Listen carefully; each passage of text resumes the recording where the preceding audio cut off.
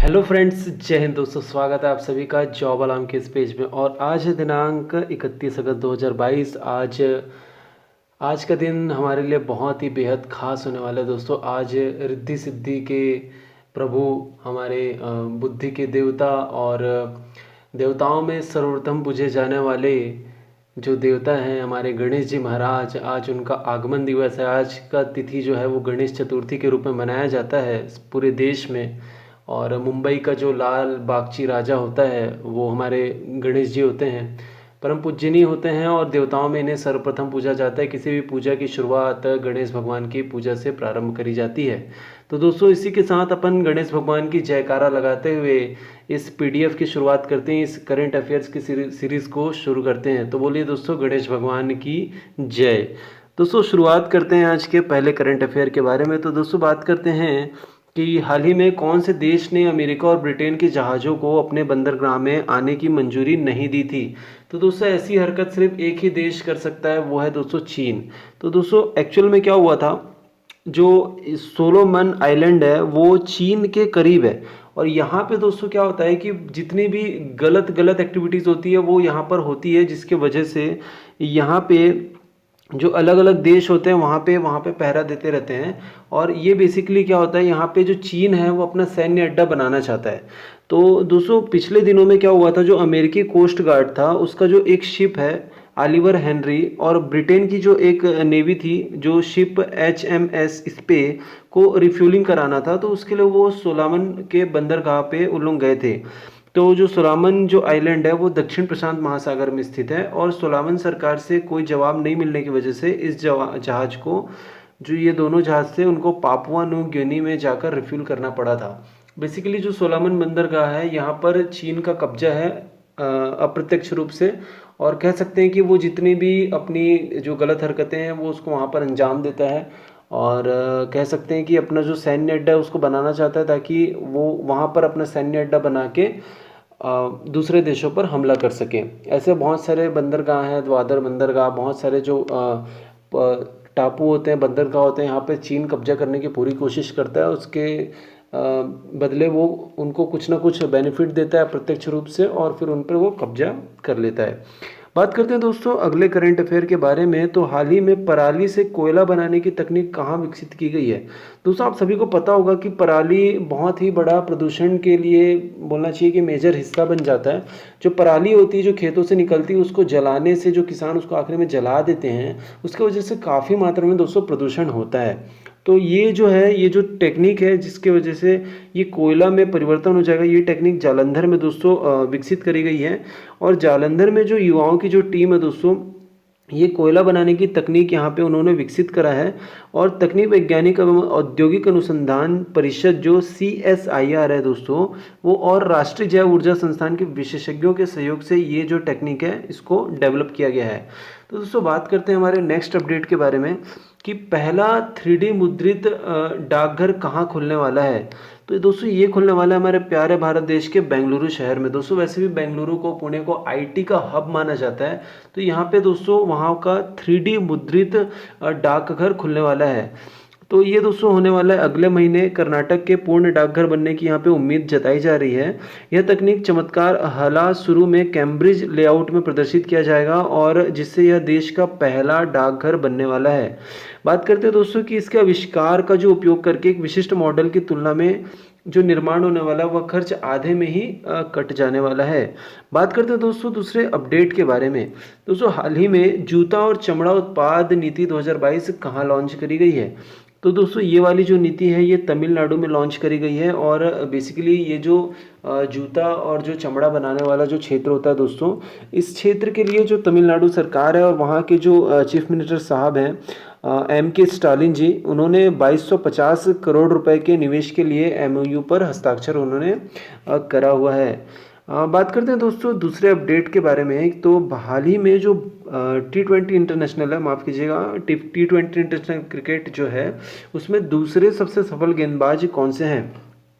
आज ही दोस्तों 30 अगस्त 2022 को अफगानिस्तान और श्रीलंका के बीच में मुकाबला हुआ और इसके पहले वाला जो मैच था उसमें राशिद खान ने कोई भी विकेट नहीं लिया हुआ था और आज ही के मैच में उसने 3 विकेट लिए और इसके साथ वो जो टीम साउदी जो न्यूजीलैंड के बॉलर हैं वो पहले सेकंड रैंक पे हुआ करते थे, उनको खसका के अब वो राशिद खान जो है वो सेकंड रैंक पे आ चुके हैं। इसी के साथ जो राशिद खान है वो T20 जो इंटरनेशनल है, जो इंटरनेशनल क्रिकेट का सबसे छोटा प्रारूप माना जाता है माफ़ कीजिएगा, पहले टेस्ट क्रिकेट देन वनडे उसके बाद T20 आता है। तो T20 के प्रारूप में सेकंड सबसे बेस्ट बॉलर जो हैं वो अभी राशिद खान है।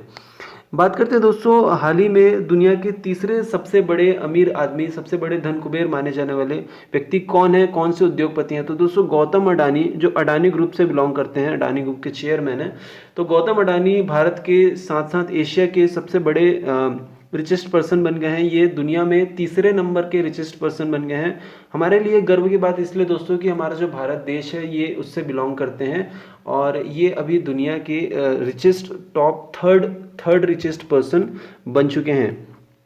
बात करते हैं दोस्तों दूसरे अपडेट के बारे में। तो जो one nation one fertiliser scheme launch होने वाली थी, जिसके वजह से जो इतने सारे जो प्रोडक्ट्स आते थे, जो यूरिया आते थे, खाद आते थे, जो खेतों में किसान डालने के लिए उपयोग करते थे, वहाँ पे अलग अलग मूल्यों की वजह से किसान भाइयों को ठगा जाता था। तो केंद्र सरकार ने एक नीति लॉन्च करी जिसको वन नेशन वन फर्टिलाइज़र के नाम से स्कीम लॉन्च करी और उसको ये नाम दिया गया।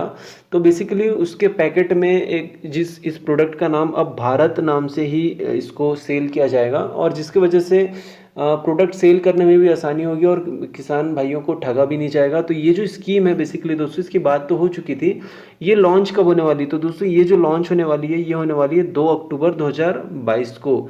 2 अक्टूबर दोस्तों 2022, 2 अक्टूबर को हमारे राष्ट्रपिता महात्मा गांधी जी का जन्म दिवस और हमारे सबसे प्यारे प्रधानमंत्री लाल बहादुर शास्त्री जी का भी उस दिन जन्म दिवस है।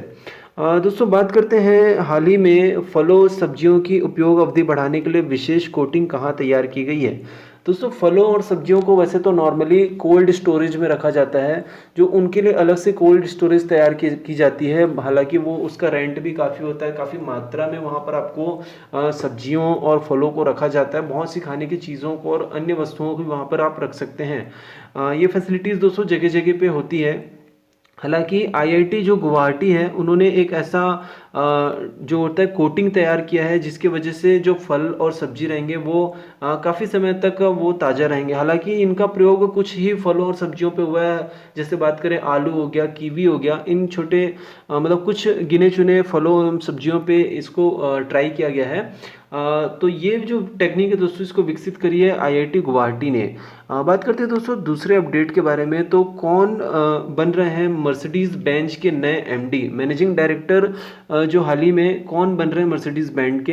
तो संतोष अय्यर जी को मर्सिडीज बेंज इंडिया के MD पद पर नियुक्त किया जा रहा है। इस तरह पहली बार जर्मनी की 3 सभी लग्जरी कार कंपनियों के शीर्ष पदों पर भारतीय हो जाएंगे। भारतीयों का दोस्तों डंका हर क्षेत्र में दोस्तों बज रहा है, चाहे वो खेल का क्षेत्र हो, नीरज चोपड़ा की बात करें, लिंथोई जी की बात करें, 15 साल की एक छोटी सी बहन हमारी गोल्ड जीत के लाई है दोस्तों, नीरज चोपड़ा जी की बात करें। अगर हम लोग वैश्विक स्तर में बात कर लेते हैं, richest person, third richest person Gautam Adani ji हैं। तो किसी भी क्षेत्र में बात करें दोस्तों भारत का डंका बज रहा है। इसी तरह आप भी भारत का नाम दोस्तों रोशन कर सकते हैं। बात करते हैं दोस्तों दूसरे अपडेट के बारे में। तो हाल ही में ताइवान को मिसाइलों से लैस करेगा अमेरिका। तो कौन कौन सी मिसाइल देने वाला है दोस्तों? 2 मिसाइल देने वाला है ताइवान को, वो हार्पून ब्लॉक देने वाला है दोस्तों। सेकंड मिसाइल है साइड विंडर। दोस्तों ये जो बेसिकली 2 मिसाइल है इसको अमेरिका ऑलरेडी यूक्रेन को दे चुका है। यूक्रेन और रूस का युद्ध काफ़ी समय से चल रहा है दोस्तों, 6 महीने लगभग उस युद्ध को हो चुके हैं और अभी ताइवान और चीन के बीच में गर्मा गर्मी है। ताइवान एक छोटा सा ही पार्ट है और चीन उसके ऊपर भारी पड़ सकता है, मगर ताइवान की जो युद्ध नीति है उसके पीछे उसके दम पे ताइवान चीन को भी काफ़ी ज़्यादा नुकसान पहुंचा सकता है। तो ये जो 2 मिसाइलें हैं हार्पून और साइड विंडर, ये इनका प्रयोग करके जो ताइवान है ये चीन के ऊपर अच्छा खासा दबाव बना सकता है। बात करते हैं दोस्तों, किस देश के पूर्व पत्रकार को 24 वर्ष जेल की सज़ा सुनाने की मांग की गई है। देखिए दोस्तों, जो पत्रकार होते हैं इनका काम होता है कि आप तक वे खबर को पहुंचाते हैं। तो ये कभी कभी क्या करते हैं, अपने अधिकारों का गलत रूप से भी प्रयोग करते हैं, और कभी कभी सरकार का जो होता है वो पत्रकारों पे नियंत्रण होता है, न्यूज़ चैनल्स पे नियंत्रण होता है, तो उनके हिसाब से उनको खबर मतलब दिखाना पड़ता है। और ये बेसिकली होता है दोस्तों जहाँ पे तानाशाही की सरकार होती है, या कह सकते हैं कि कुछ कुछ जगह पे तो होता ही है। तो ये बेसिकली दोस्तों हुआ है रूस में, और वहाँ के जो पूर्व पत्रकार थे इवान साफ्रोनोव को 24 वर्ष की जेल की सज़ा सुनाने की अपील की गई है। बेसिकली उन्हें चेक गणराज्य को देने के आरोप में, जो गुप्त सैन्य सूचनाएं थी उसको देने के आरोप में, उन्होंने अपने अधिकारों का गलत प्रयोग किया था। यहाँ की जो खबरें थी वे चेक गणराज्य को दे रहे थे। उन्हें 2 जुलाई 2020 में गिरफ्तार कर लिया गया था, और 2 महीने पहले जो साफ्रोनोव रूस की गुप्तचर एजेंसी के प्रमुख के सहायक बनाए भी गए थे। तो अब उन्होंने अपने पद का भी गलत प्रयोग किया, और जानकारी लेके वे दूसरे देश को दे रहे थे। तो रूस ने दोस्तों ये काम करा है। दोस्तों ये था आज का करंट अफेयर का सीरीज़, और मेरे ख्याल से आपको अच्छी खासी जानकारी इससे हो गई होगी। और आप सभी को दोस्तों गणेश चतुर्थी की हार्दिक हार्दिक शुभकामनाएं। गणेश जी हमारे बुद्धि के देवता हैं। मैं प्रार्थना करता हूं उनसे कि सभी को सद्बुद्धि दें, और देवताओं में पूजे जाने वाले सर्वप्रथम देवता हैं, तो उनको हमारा सादर प्रणाम। दोस्तों इसी के साथ मैं आपसे अलविदा लेता हूं। देश की सेवा कीजिए। जितनी भी गवर्नमेंट वैकेंसीज आती है, जितनी भी जॉब्स आती है, वो मेरे इस चैनल पे मिलती है। साथ ही साथ मैं आपको करंट अफेयर्स की ये सारे अपडेट्स देते रहता हूं। चैनल आपको पसंद आया दोस्तों, सब्सक्राइब करना। इस वीडियो को अपने गवर्नमेंट एग्जाम्स की तैयारी कर रहे हैं दोस्तों के साथ शेयर करना। और इसी के साथ दोस्तों आप सभी को मेरा प्रणाम और गणेश जी की जय। जय हिंद दोस्तों। वंदे मातरम। इंकलाब जिंदाबाद। भारत माता की जय।